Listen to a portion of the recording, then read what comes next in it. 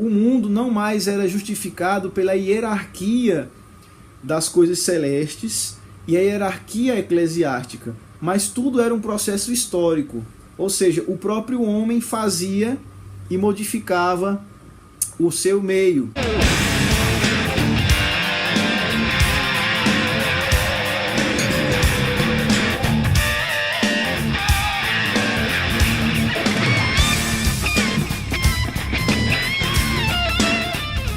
Olá pessoal, estamos aqui mais uma vez para darmos continuidade ao nosso percurso por entre as pedras da teologia. Eu sou Veridiano e estamos começando mais uma reflexão do Teologia Liberada. Vamos lá!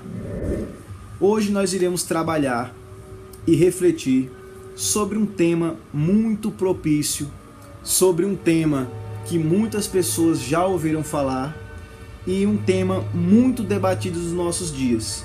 Pois bem, o secularismo e o impasse teológico. Primeiramente, nós temos que percorrer um caminho em busca de uma definição ou conceituação do termo.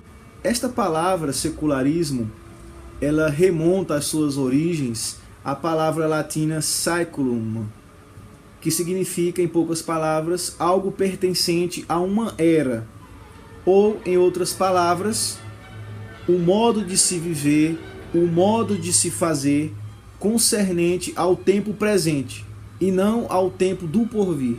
Que o uso da palavra secularismo caiu em um molde pejorativo justamente porque entrou no senso comum. O que significa isso? Que inicialmente secularismo ou secular, grosso modo, representava a utilização de propriedades da igreja para fins escusos. Por exemplo, para a utilização de repartições públicas. O cristianismo protestante, ele fechou mosteiros e utilizou esses prédios, esses recintos, para fins totalmente diversos daquele que eles foram fundados. Quando nós falamos de secularismo, nós estamos buscando justamente entender as suas raízes, a sua origem, para poder fazer uma crítica totalmente embasada para entender esse fenômeno. Com o avançar da carroça, este termo ele adquiriu um senso um tanto agressivo em relação ao cristianismo. Em que sentido?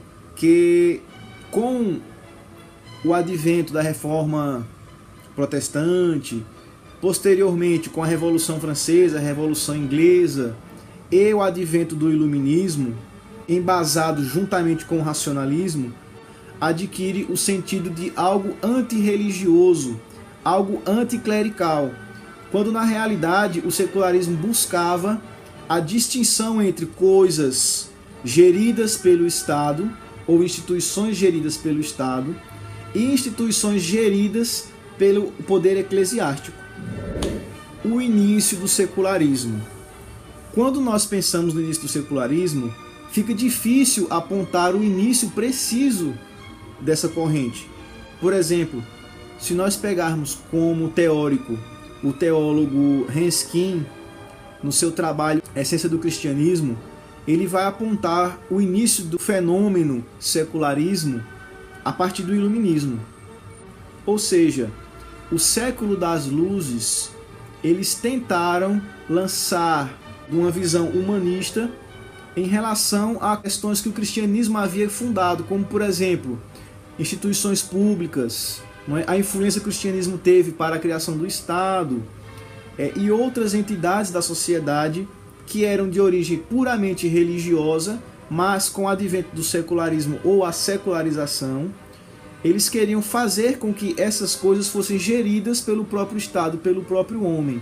Ou seja, também se nós quisermos falar de Hegel com a sua visão historicista, o mundo não mais era justificado pela hierarquia das coisas celestes e a hierarquia eclesiástica, mas tudo era um processo histórico.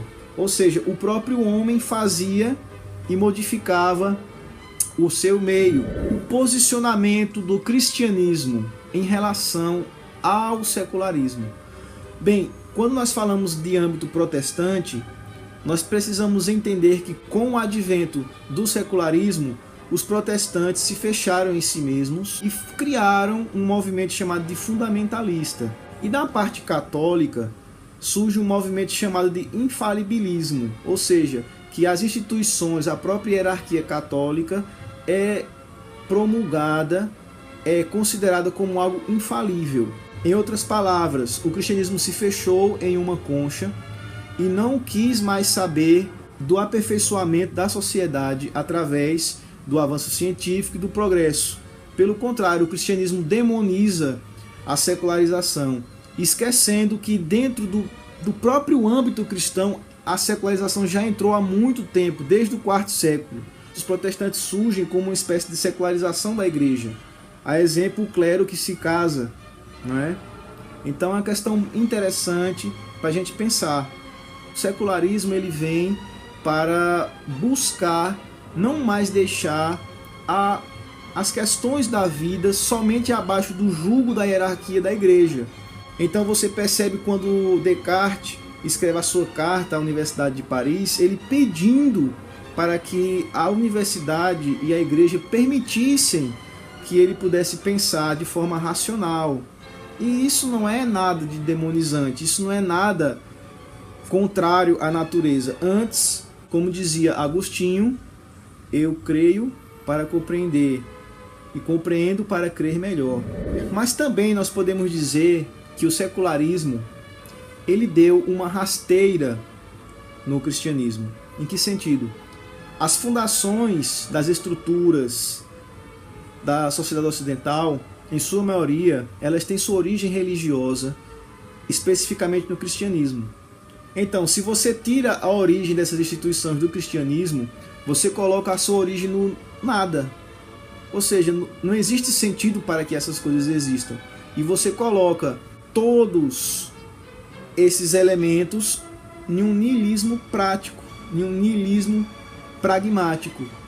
Isso foi uma rasteira no cristianismo e na sociedade ocidental, porque as bases iniciais de toda essa estrutura, a família, a própria questão de propriedade, a liberdade, a assistência à criança e ao idoso, o hospital, a escola, a universidade, são coisas que têm origem no cristianismo. E o secularismo dá uma rasteira e afugenta e proíbe o cristianismo de entrar nessas vertentes, nesse âmbito que tanto favoreceu a sociedade e ao homem. Não somente isso, mas você perceba que o secularismo também trouxe a individualização da religião. Ou seja, se você pegar um teórico chamado Henrique Rojas, ele tem um trabalho muito interessante chamado O Homem Light, Uma Vida Sem Valores. Rojas ele vai afirmar que o homem light é o homem do nosso tempo. É o homem bem instruído, um homem bem capacitado, que tudo gosta de conhecer e saber, mas que não gosta de compromisso. Ou seja, é o típico consumidor. Ele consome coisas, ele consome aquilo que ele tem necessidade ou que a própria mídia e o mercado diz que ele há necessidade de consumir.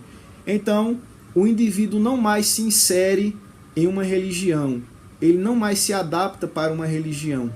O indivíduo ele é reconhecido como uma espécie de consumidor ou um público-alvo. Ou seja, as igrejas estão surgindo, movimentos de fé estão emergindo para atender às necessidades desse indivíduo light. Esse indivíduo que tem necessidade de consumir, mas que não tem responsabilidade com nada.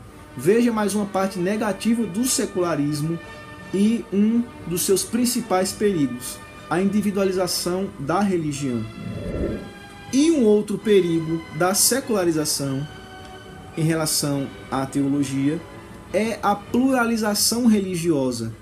Ou seja, você encontra, a exemplo, em uma igreja que tem coreografia, você encontra pessoas, né, sem ter a noção, logicamente, fazem isso de boa fé, mas você encontra passos, por exemplo, de dança que são tipicamente utilizados, a exemplo do caboclinho, dentro da coreografia da igreja.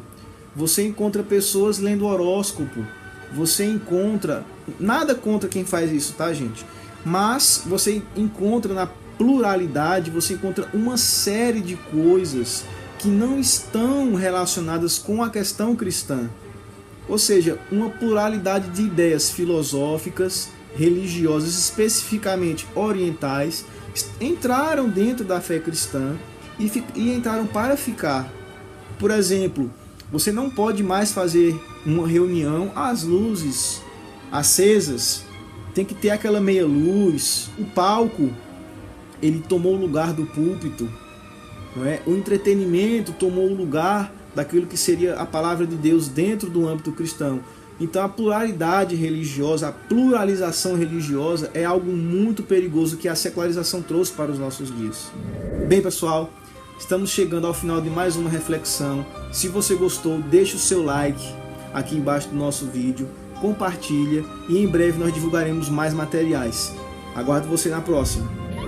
Aí galerinha do WhatsApp, galera do Face, hoje vou mostrar para vocês como fazer uma guitarra elétrica em casa, caseira.